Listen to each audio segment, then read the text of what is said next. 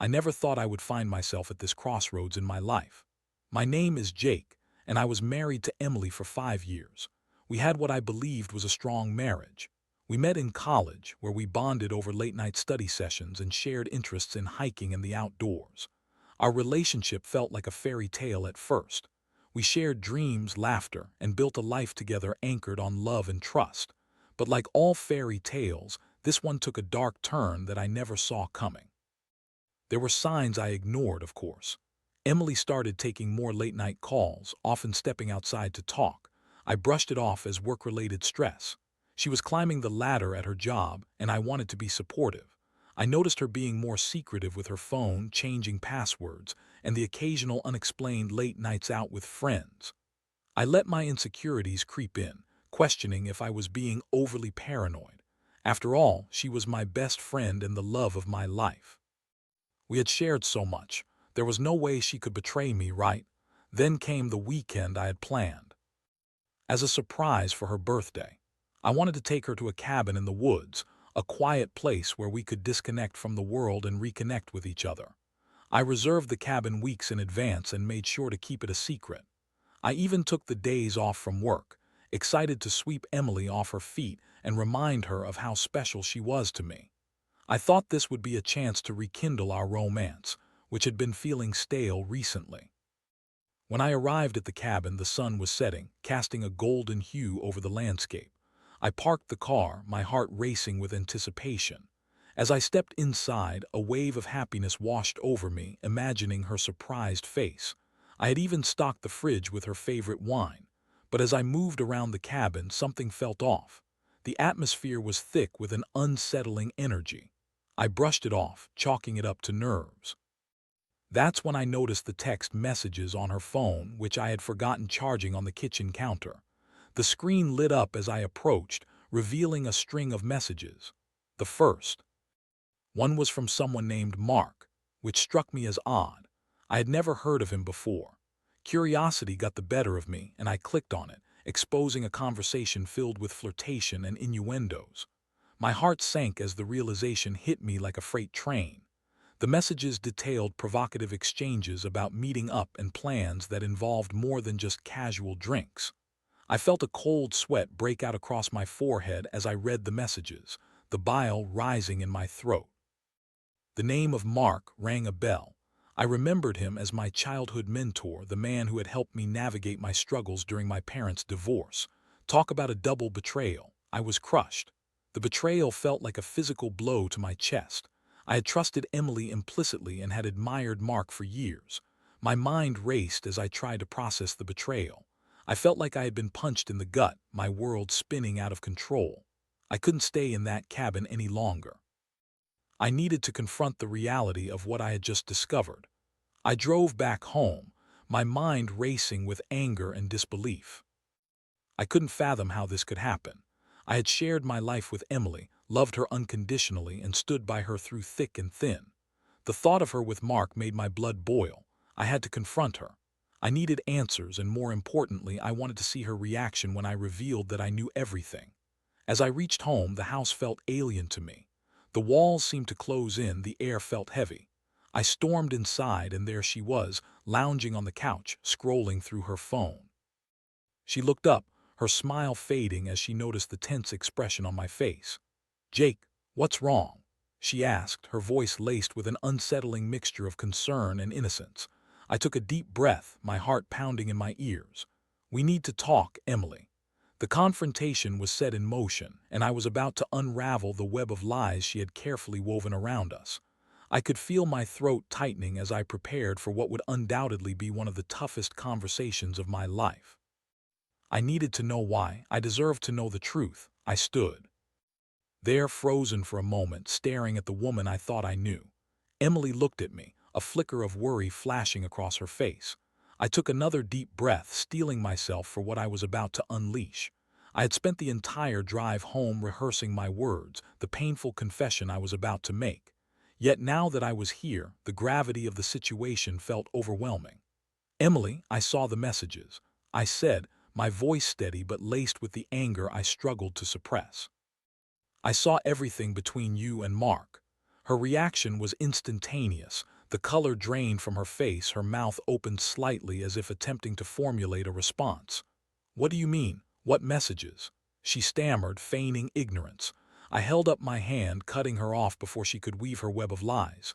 Don't, don't try to play innocent with me. I know what you've been doing behind my back, you and Mark."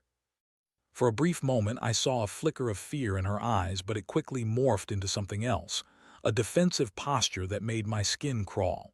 "Jake, you're being ridiculous. Mark, he's just a friend, someone I work with. You're jealous for no reason." "Jealous?" I laughed bitterly, the sound hollow and filled with disbelief. "I'm not jealous, Emily. I'm heartbroken. I trusted you. How could you betray me like this? You were texting him about meeting up, about sex. How could you?" Her face twisted into a mask of anger. "You don't understand. You're always wrapped up in your own world, your own problems. I needed someone. Mark was there for me when you were." The accusation stung deeply. I felt my anger shift into something akin to despair as I processed her words. "When I was, Emily, I've been trying to support you through everything. It's not like you've been the most open person these past few months. I had no idea you were feeling abandoned. Because you never ask, you just assume everything is fine. You think planning some stupid surprise birthday weekend is enough. You never listened to me," she retorted, her voice rising. The argument had escalated fast, and it felt as if we were both fighting shadows of our former selves. "Damn it, Emily. This isn't about the surprise weekend. It's about you lying to me and sleeping with my mentor. I can't believe you would do this to me." My heart raced, each word tearing at the pieces of our life together. She crossed her arms defensively, a storm brewing behind her eyes. "You don't understand what you've done to me. You think life is easy. It's not. I was trying to keep it together while you were off pretending everything was fine. Mark helped me when I felt lost. Helped you, or seduced you."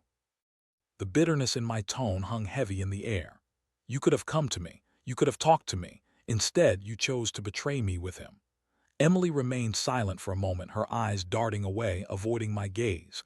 The silence stretched uncomfortably between us, filled with unspoken words and unresolved feelings. I could see the facade of her confidence cracking, revealing the insecurity beneath. "I was lonely, Jake," she finally admitted, her voice barely above a whisper. "I thought you were too busy for me. I didn't want to feel abandoned, and Mark, he was there. I didn't think it would go this far." "Then you should have told me," I yelled, my frustration boiling over. "You should have told me you were unhappy. Instead, you hid behind his lies and your own cowardice." Her shoulders slumped, and suddenly she looked so small, so vulnerable. "I didn't mean to hurt you. I thought it was just a fling, something to fill the void. I never wanted to lose you, Jake."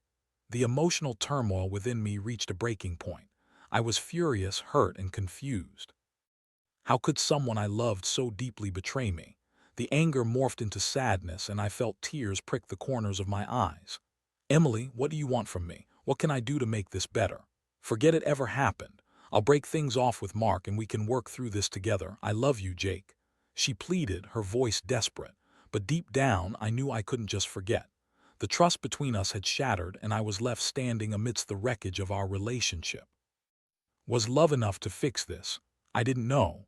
I felt as if I were standing on the edge of a cliff, teetering between love and betrayal, trying to determine which path would lead to healing.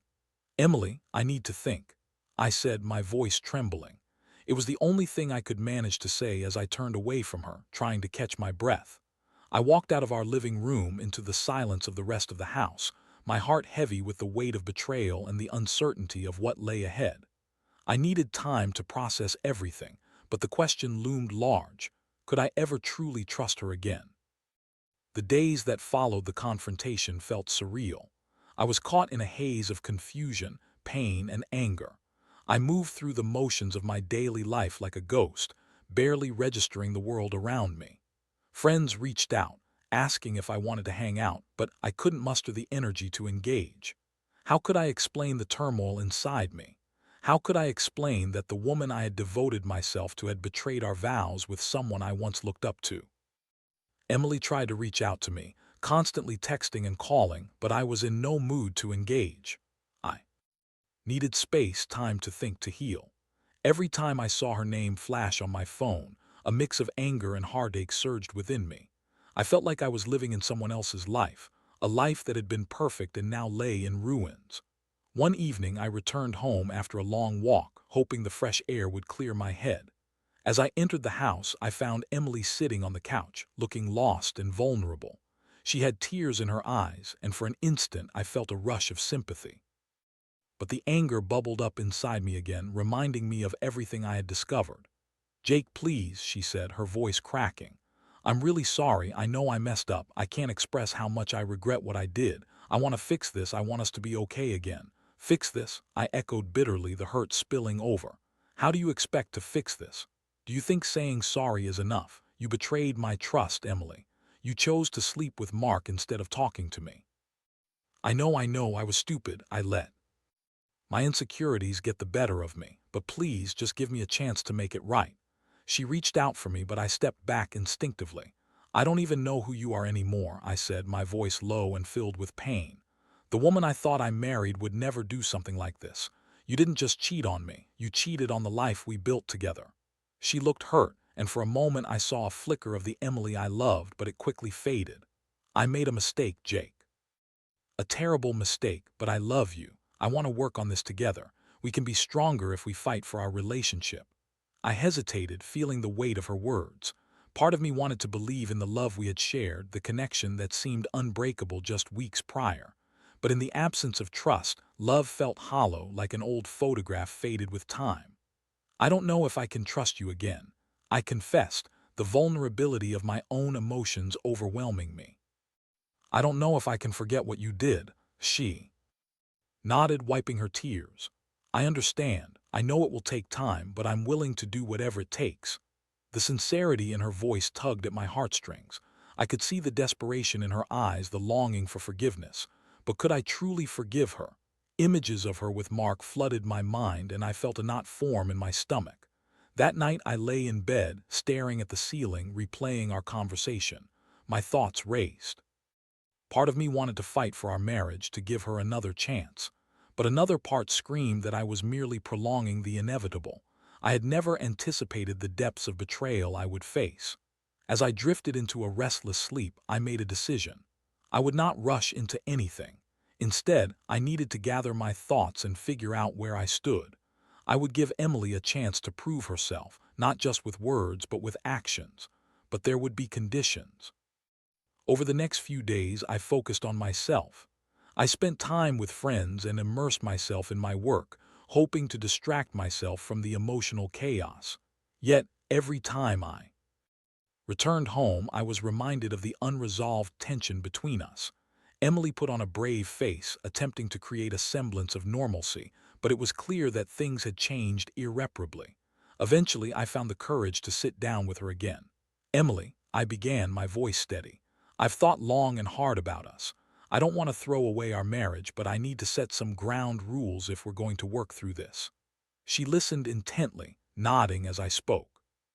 "First, I need honesty. You have to be completely open with me moving forward. No more secrets, no more lies."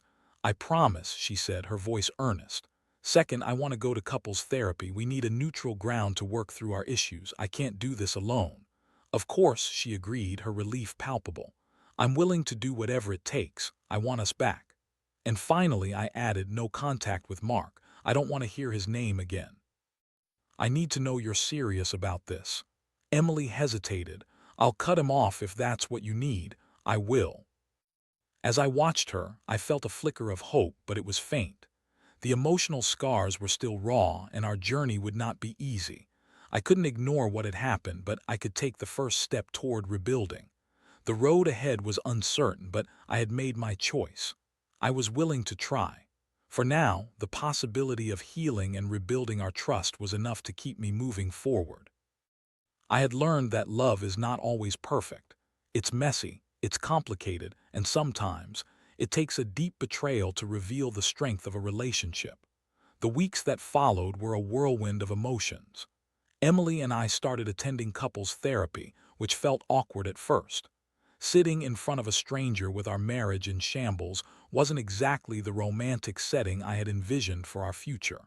But I knew it was necessary. I needed to understand how we veered so far off course, and she needed to learn the gravity of her actions. In therapy, we began to unpack the layers of our relationship. I could see Emily struggling with her emotions, trying to balance her guilt with her desire to move forward. It was heartbreaking to witness. She often broke down in tears, pouring out her feelings of inadequacy and loneliness. I felt the weight of her pain, but it was still hard for me to separate my anger from my empathy. One session in particular struck me. Our therapist, Dr. Evans, guided us through an exercise where we had to express our individual feelings without interruption. When it was my turn, I stood there, feeling exposed and vulnerable. "Emily, I feel betrayed. I feel like the trust we built over years was shattered in one night," I said, my voice shaking. "I thought you were my partner, the one I could rely on. Now I'm left questioning everything. I don't know if I can ever feel the same way about you again." Her eyes filled with tears and she nodded, her lips trembling. "I know, Jake. I never wanted to hurt you. I was selfish and scared, and I didn't know how to reach out. I wish I could take it all back." As I listened to her, I felt a mix of anger and pity. I wanted to believe her, to trust that she was being genuine, but the memories of her betrayal haunted me. I was fighting an uphill battle, trying to reconcile the woman I loved with the woman who had hurt me so deeply. After several sessions, I began to see some progress. Emily was making a genuine effort to be more open and communicative. She shared her fears and insecurities, and in turn, I revealed my own struggles, how I had felt distant from her, how I had been preoccupied with work and life. It was a raw and revealing experience, and for the first time I felt like we were making strides towards healing. But just when I thought we were finding our footing again, I received a text message that rocked my world once more. It was from Mark. The message was brief but damning. "Hey, I hope you're doing well. I just wanted to check in on Emily. I heard things between you two have been rough. If she needs to talk, I'm here for her." My heart raced and anger surged through me like electricity. How dare he reach out? How dare he think he could insert himself back into our lives? I felt a mix of rage and protectiveness that bubbled over. I had made it clear to Emily that there could be no contact with him, and here he was, crossing that line without a second thought. I stormed into the living room where Emily was sitting, scrolling through her phone. "We need to talk," I said, my voice sharp. She looked up, startled. "What's wrong?" "Mark texted me," I said, my pulse quickening. I showed her the message, and her face drained of color. "This is exactly why I said no contact. This is why I need to know you're serious about us." "I swear, Jake, I haven't talked to him. I didn't even know he would reach out," she pleaded, the panic in her voice evident. "But he did, and he crossed a line. How can I trust you if he's still hovering around?" "I didn't ask him to text you. He's being a jerk. I need you to believe me," she cried, her frustration spilling over. I ran my fingers through my hair, feeling the walls close in around me. "You have to cut him off completely.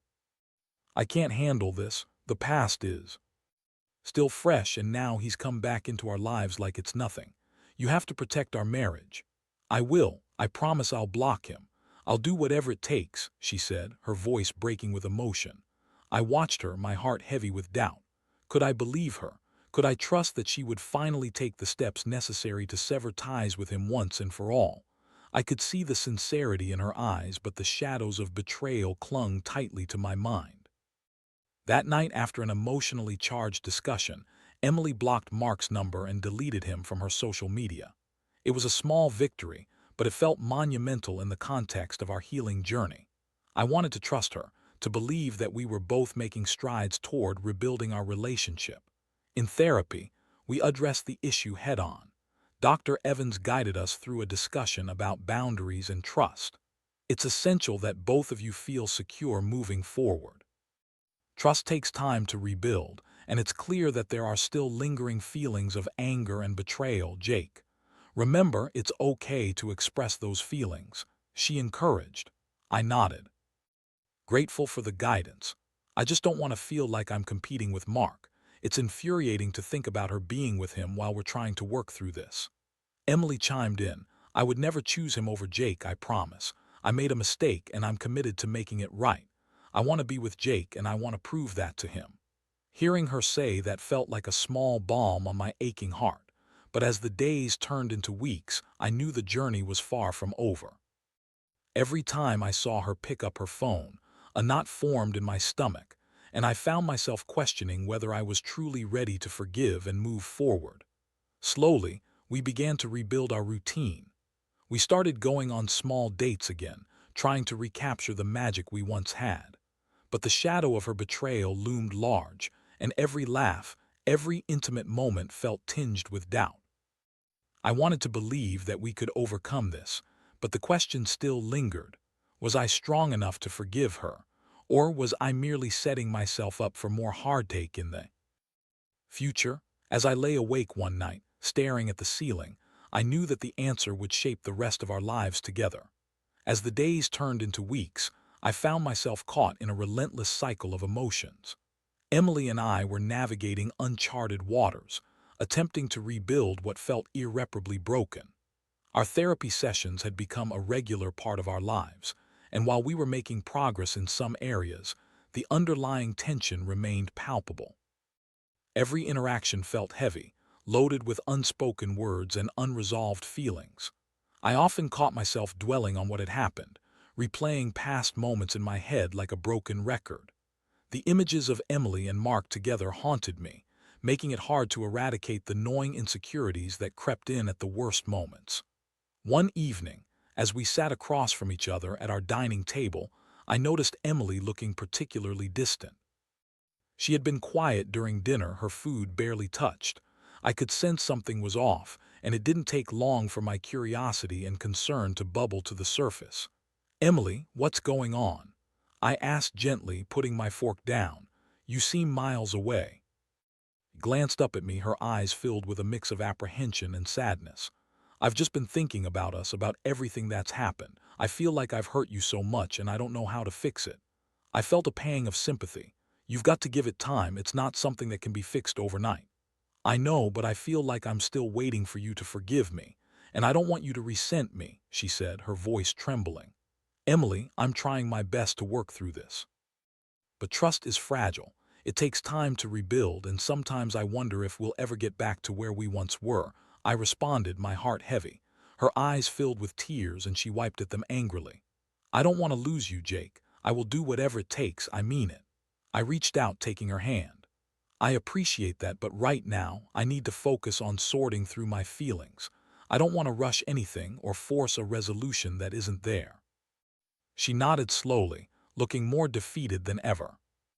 In that moment, I realized that while we were both facing the consequences of her actions, the emotional weight was affecting us differently.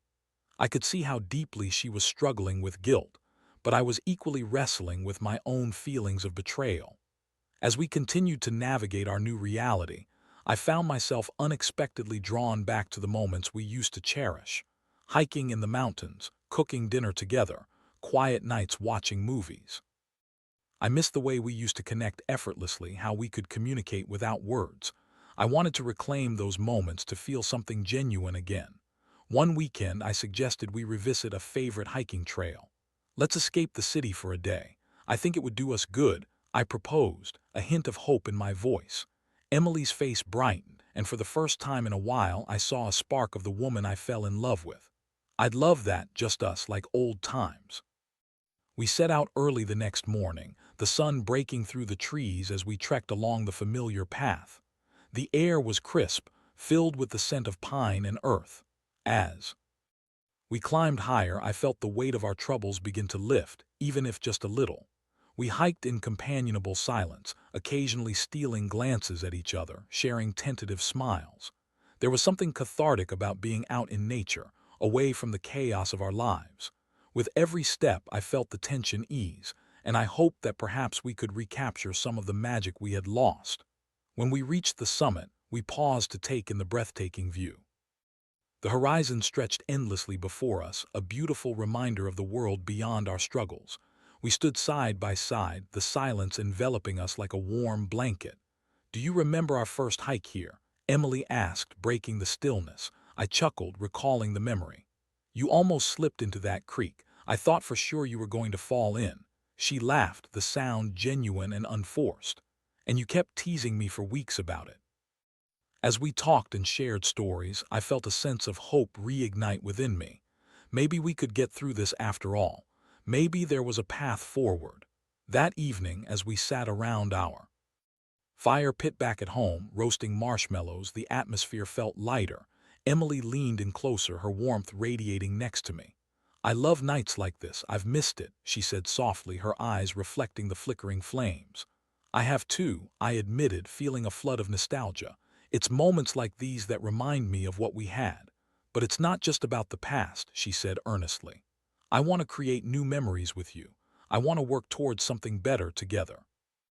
I nodded slowly, feeling conflicted but hopeful. The spark was rekindling, but the shadows still lingered. "I want that too, but I need to take things one step at a time.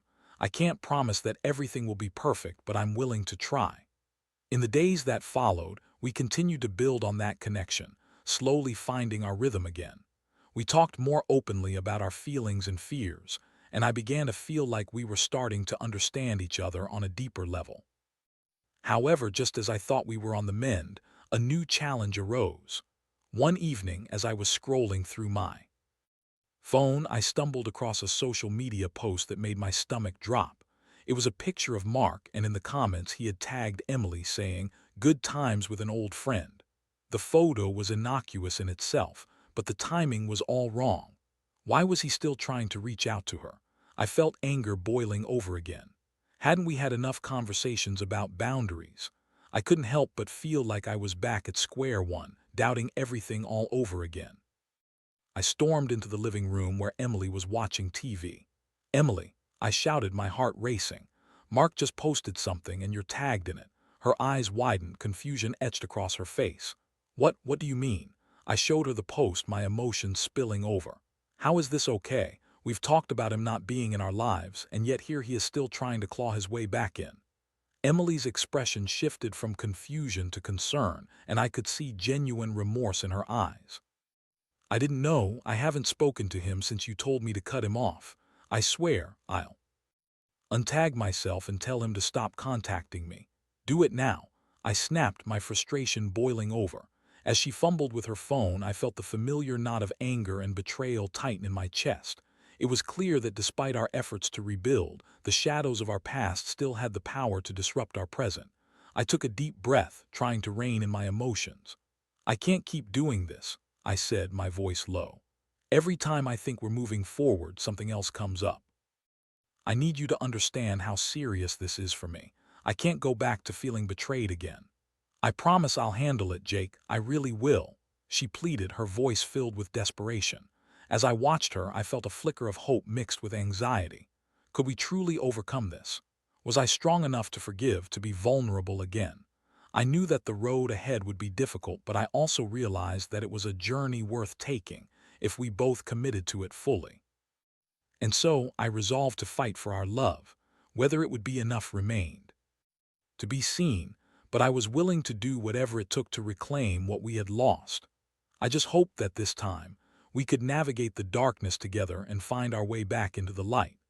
The days that followed the confrontation over Mark's post were tense, a precarious balancing act between hope and distrust.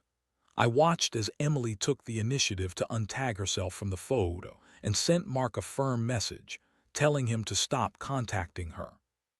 Part of me felt a flicker of satisfaction, but another part remained wary. I knew that actions spoke louder than words, and this time I needed to see genuine commitment from her. We returned to therapy, and I brought up the issue of boundaries again. "I need to know that you're fully invested in us, Emily, that you're willing to put our marriage above all else," I said, my voice steady but filled with emotion.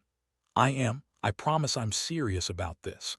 I want to be with you," she replied earnestly. "I'll do whatever it takes to prove it." Dr. Evans stepped in, guiding us through a discussion about establishing healthy boundaries in our relationship, emphasizing the importance of communication. "It's crucial to understand that trust is rebuilt over time with consistent effort from both partners," she said, looking directly at me. "It's okay to express your concerns, Jake. You both need to feel secure moving forward." After the session, as we sat in the car, Emily turned to me with tears in her eyes. "I know this is hard for you, and I can't imagine what you're feeling. I never wanted to hurt you, Jake. I just want to love you the way you deserve." "I know you do," I replied, my voice softening. "But love isn't enough right now. I need reassurance, and I need to see that you're committed to making our marriage work." Her eyes filled with determination. "I will show you. I'll prove it to you, I swear." As weeks turned into months, we both put in the effort. Emily started keeping me in the loop with her schedule, making sure I knew where she was and who she was with. She even suggested weekly check-ins where we could openly discuss our feelings. It felt good to communicate, to shed light on the shadows of our past. Still, the lingering doubts crept in at times. I often found myself replaying moments in my mind, wondering if I was being naive, if I would wake up one day to find the rug pulled out from under me again. But part of healing was accepting that uncertainty was a part of life. One night, as we were cuddled up watching a movie, I felt a warmth wash over me. I looked at Emily, who was laughing at a scene, her eyes sparkling with joy. A wave of nostalgia hit me, reminding me of the happiness we once shared. It astonished me how those little moments could still ignite a flicker of love within me. "Hey," I said, breaking the comfortable silence. "I know things haven't been perfect, but I want you to know that I see your efforts. I appreciate everything you're doing to rebuild our trust." She turned to me, her smile fading slightly. "Thank you, Jake. It means a lot to hear you say that. I just want you to know how much I love you." "I love you too, and I want us to be okay," I replied, my heart swelling with emotion. As we settled back into the moment, I realized that healing was a journey, not a destination. We were learning to navigate our new reality, one day at a time. I remembered the wise words from our therapist about trust. It would take time, and we would need to be patient with each other. Then came the day of Emily's birthday.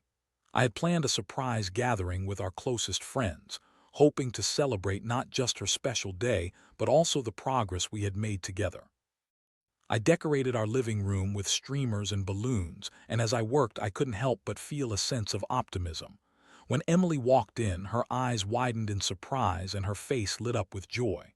"Jake, you did all this for me," she exclaimed, her voice filled with disbelief and delight. "Of course. Happy birthday." I grinned, watching her take in the decorations and the familiar faces of our friends. As we celebrated, laughter echoed through the room, and for the first time in a long while, I felt a genuine sense of happiness. I could see the spark returning in Emily's eyes, and it warmed my heart. She had fought hard to reclaim her place in my life, and I could see how much she valued our relationship. Later that evening, as the party wound down, I pulled Emily aside. "I want to give you something," I said, reaching for a small wrapped box I had hidden behind the couch. She looked at me curiously as I handed it to her. "What is it?" "Open it and see." Emily carefully peeled back the wrapping paper, revealing a delicate silver bracelet. It had a charm with the initials J and E intertwined, a symbol of our love and commitment. "Oh, Jake, it's beautiful," she gasped, tears welling up in her eyes as she admired it. "Thank you, this means so much to me." I smiled softly, feeling a sense of peace wash over me. "I want us to remember that despite everything, we can still choose each other every day. I'm willing to work through this, and I hope you are too." "I am, Jake, I truly am." She leaned in, wrapping her arms around me, and I felt the warmth and sincerity of her embrace. As I held her close, I realized that while the road ahead would undoubtedly have its challenges, I was willing to face them. We had both learned valuable lessons about love, trust, and the importance of communication. In the end, our story didn't have to end in betrayal. Instead, it could become a testament to resilience and the power of love. Though the scars would remain, I hoped they would serve as reminders of our journey, a reminder of what it took to rebuild and find our way back to each other. Perhaps love wasn't perfect. It was messy, complicated, and often fraught with difficulty. But if we were willing to fight for it, to embrace the imperfections, we could emerge stronger together. And as I looked into Emily's eyes, I felt a flicker of hope for our future, a future we could build together, one day at a time.